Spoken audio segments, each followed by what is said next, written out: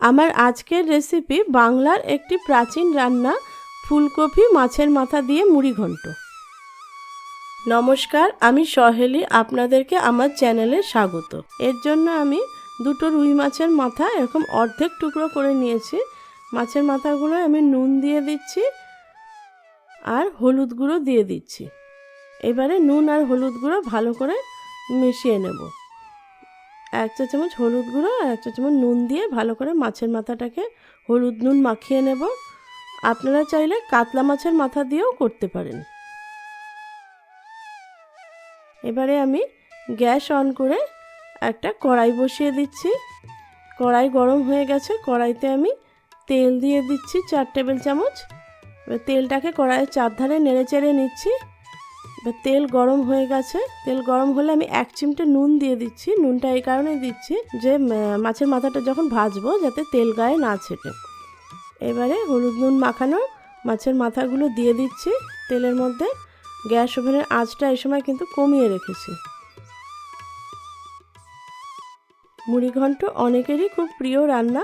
এবারে মাছের মাথাগুলোকে এপিট ওপিট করে ভেজে নিচ্ছি। তেলটা খুব গরম থাকলে মিডিয়াম আঁচে রেখেই রান্নাটা করবেন। মিডিয়াম আঁচে রেখে ভাজলে ভাজাটা ভালো হবে। খুব ভালো করে মাছের মাথাগুলোকে ভেজে নিতে হবে। এই সময় আমি গ্যাস ওভেনের আঁচটাকে বাড়িয়ে দিয়েছি। মাছের মাথাগুলো আমার ভাজা হয়ে গেছে।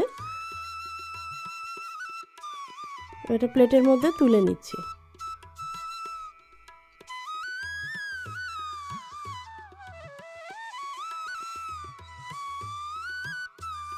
দুটো ফুলকপি আমি আগে থেকেই এরকম কেটে ধুয়ে গরম জলে 5 মিনিট নুন দিয়ে ভিজিয়ে রেখেছিলাম। তারপর গরম জল থেকে তুলে নিয়েছি। এই ফুলকপিগুলোকে আমি ভেজে নেব। শীতকালে ফুলকপি আর মাছের মাথা দিয়ে মুড়ি ঘন্ট কিন্তু অসাধারণ লাগে খেতে। এবার ফুলকপিগুলোকে আমি স্বাদ মতো নুন দিয়ে দিচ্ছি আর হলুদ গুঁড়ো দিয়ে দিচ্ছি। নুন হলুদ দিয়ে ফুলকপিগুলোকে ভেজে নেব। আর সামান্য চিনিও দিয়ে দিচ্ছি। তখন ফুলকপিতে একটু চিনি না দিলে কিন্তু ভালো লাগে না। আর যদি আপনাদের চিনি পছন্দ না হয় আপনারা চিনি দেবেন না, কিন্তু একটু চিনি সামান্য দিলে পারে ফুলকপির টেস্টটা ভালো লাগে। ফুলকপিগুলোকে ভালো করে মোটামুটি 5 মিনিট ধরে ভেজে নেব। একটু ঢাকা দিয়ে রাখছি যাতে ফুলকপিগুলো সেদ্ধ হয়ে যায়। ফুলকপিগুলো খুব লাল করে ভাজার দরকার নেই। ফুলকপি ভাজা হয়ে গেছে। এবার ফুলকপিগুলোকে একটা বাটিতে তুলে নিচ্ছি। প্রায় সবার বাড়িতেই এই মুড়ি ঘন্ট রান্না হয়, কিন্তু আমি কিভাবে করছি সেটাই আমি আপনাদেরকে দেখাচ্ছি। এবারে তেল প্রচণ্ড গরম হয়ে গেছে। তেল খুব গরম হয়ে গেলে কিন্তু গ্যাস ওভেনের আঁচটা একদম কমিয়ে দেবেন। এবারে আলুর টুকরোগুলো দিয়ে দিচ্ছি। আমি দুটো আলু আগে থেকে কেটে ধুয়ে রেখেছিলাম। আলুগুলোকে নুন হলুদ দিয়ে ভেজে নেব। 1 চা চামচ হলুদ গুঁড়ো আর নুনটা স্বাদ মতো দিয়ে ভেজে নেব। আলুগুলোকে লাল করে ভেজে নেব। আলু ভাজাও হয়ে গেছে। এবার আলুগুলোকে একটা প্লেটে তুলে নিচ্ছি। খুবই সহজ পদ্ধতিতে এই রান্না আমি দেখাচ্ছি, আপনারা সহজেই বাড়িতে করতে পারবেন। এবারে আমি কিছু ফোড়ন দিয়ে দিচ্ছি। দুটো তেজপাতা ছিঁড়ে ফোড়ন দিচ্ছি আর দুটো শুকনো লঙ্কা ছিঁড়ে ফোড়ন দিচ্ছি। এবারে গোটা গরম মশলা ফোড়ন দিচ্ছি। দুটো দারচিনি, 4টে এলাচ, 3টে লবঙ্গ থেতো করে ফোড়ন দিলাম আর 2 চা চামচ জিরে ফোড়ন দিলাম। এবার ফোড়নটাকে ভালো করে 2-3 মিনিট এরকম নেড়েচেড়ে ভেজে নেব। ফোড়ন দিয়ে সুন্দর গন্ধ বেরোবে। ফোড়নটা রেডি। এবারে 3টে পেঁয়াজ আগে থেকে ধুয়ে কেটে রেখেছিলাম, সেই পেঁয়াজ কুচি দিয়ে দিলাম। পেঁয়াজগুলোকে হালকা বাদামি রং পর্যন্ত ভেজে নেব। এবার একটা টমেটো আগে থেকে ধুয়ে কেটে রেখেছিলাম আর একটা কাঁচা লঙ্কা। টমেটো, কাঁচা লঙ্কা, পেঁয়াজ সব একসাথে ভেজে নেব। আপনারা যদি ঝাল একটু বেশি পছন্দ করেন তাহলে কাঁচা লঙ্কাটা একটু বেশি দেবেন, বা আপনারা শুকনো লঙ্কার গুঁড়োও দিতে পারেন। এবারে ভালো করে পেঁয়াজ, টমেটো, কাঁচা লঙ্কা মোটামুটি 5-7 মিনিট ধরে ভেজে নেব। এরকম হালকা বাদামি রং হলে পারে জিঞ্জার গার্লিক পেস্ট দিচ্ছি 2 চা চামচ। ভালো করে নেড়েচেড়ে কষিয়ে নিচ্ছি। এবারে ভেজে রাখা আলুগুলো দিয়ে দিচ্ছি। আলুগুলোর সাথে মশলাটাকে ভালো করে মিশিয়ে নিচ্ছি। গ্যাস ওভেনের আঁচটাকে কমিয়ে বাড়িয়ে আর মিডিয়াম আঁচে রেখে রান্নাটা করতে হবে।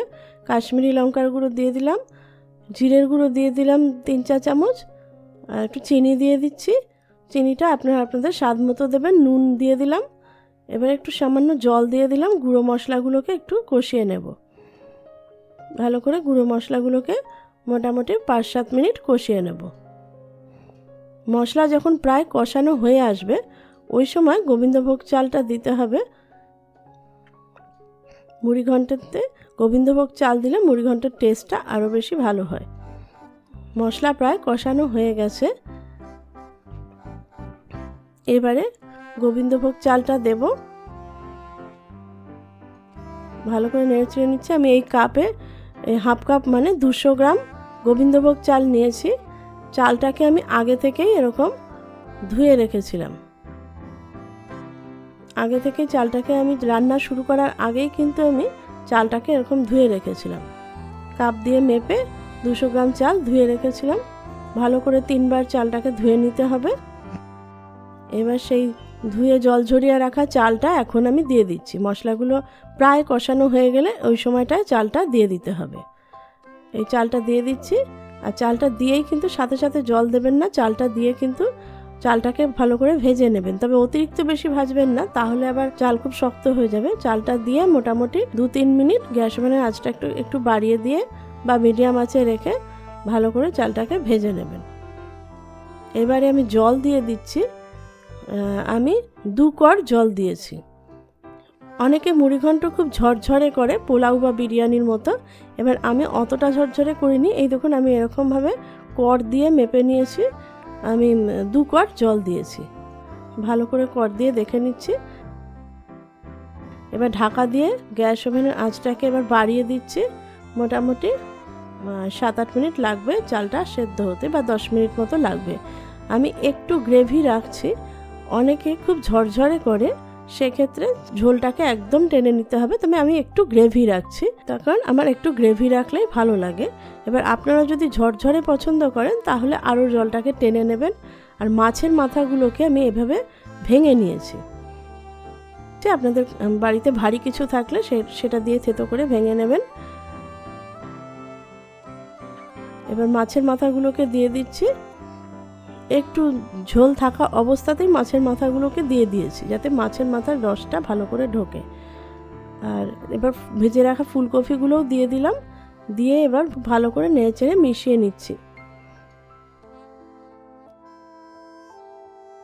আমার মুড়িঘণ্টটা রেডি। আমি গ্যাস অফ করে 2-4 চামচ গরম মশলার গুঁড়ো দিয়ে দিলাম। অসাধারণ খেতে হবে এই মুড়িঘণ্টটা। আমি একটু গ্রেভি রেখেই করেছি। আপনারা বাড়িতে অবশ্যই এই রান্নাটা একবার ট্রাই করে দেখবেন। গরম মশলাটাকে ভালো করে মিশিয়ে নিচ্ছি। গ্যাসের আঁচটাকে কিন্তু এখন বন্ধ করে দিয়েছি। 5 মিনিট ঢাকা দিয়ে রেখে দিলাম। এবার 5 মিনিট পরে আমি গরম গরম মুড়িঘণ্ট একটা প্লেটের মধ্যে সার্ভ করেছি। আপনারা গরম গরম ভাতের সাথে এই মুড়িঘণ্ট খেয়ে দেখবেন। আমার চ্যানেলটি যদি ভালো লেগে থাকে তবে লাইক, শেয়ার আর সাবস্ক্রাইব করতে ভুলবেন না। আর সাবস্ক্রাইব করে বেল আইকনটা কিন্তু অবশ্যই প্রেস করে দেবেন, যাতে যে কোনো নোটিফিকেশান আপনাদের কাছে পৌঁছে যায়। নমস্কার।